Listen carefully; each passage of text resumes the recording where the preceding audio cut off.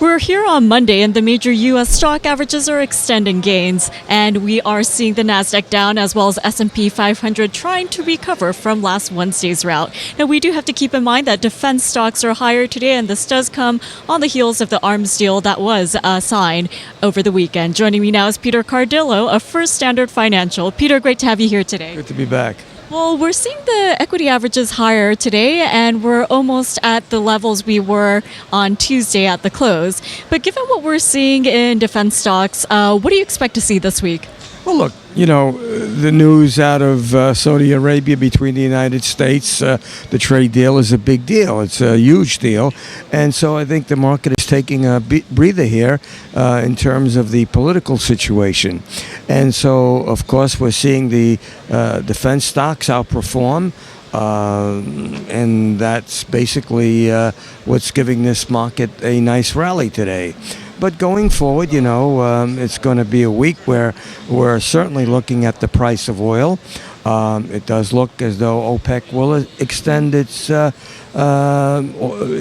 production deal, and I think that we might get a bit of a surprise. And indeed, we'll keep an eye on the OPEC meeting. Of course, all of the details will be closely monitored to see how big the cuts will be and how long they will be.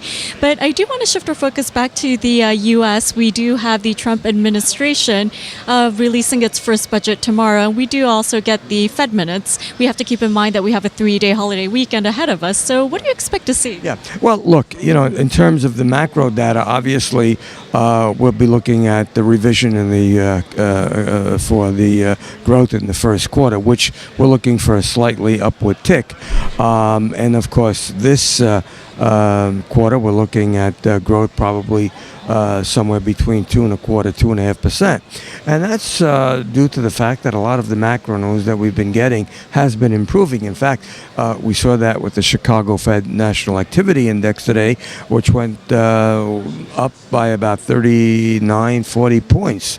And that's a good indication that that the economy is beginning to perk up again. I think, once Trump comes back, we probably go back to that worry factor. And I'm saying this because, Comey is going to be testifying.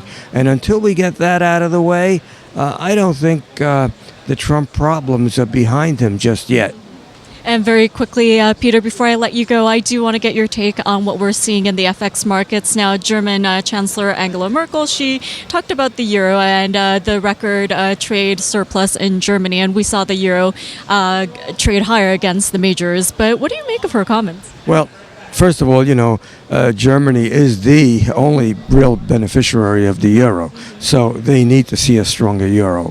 But, the dollar has been weak, not because of our comments today. It's been weak ever since we got into this political uncertainties. And so I kind of think that Merkel's remarks are not really boosting the euro. And I think the dollar is flashing a warning sign. What is that warning sign? It's simply this, that we might be facing a crisis of confidence in the future. And if that happens, we can see a weaker dollar. That's not going to be beneficial because that means that the Fed might actually have to step in and might have to be more aggressive in raising rates. Well, Peter, thank you so much for joining me ahead of the week, and I wish you a happy holiday weekend. Thank you. Thank you.